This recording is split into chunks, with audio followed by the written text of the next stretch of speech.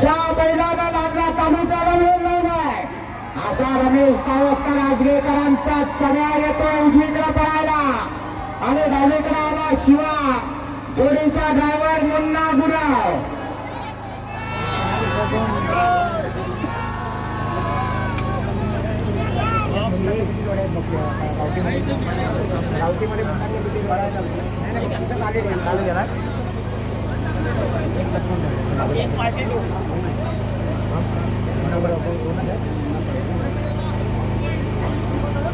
खरं तर मुन्ना गुरवनं गावठी गटामध्ये 2 बक्षिस मारून सेंचुरी पुरी केली आणि आता चण्याबरोबर तो 101 ला नंबर मारणार का बघूया.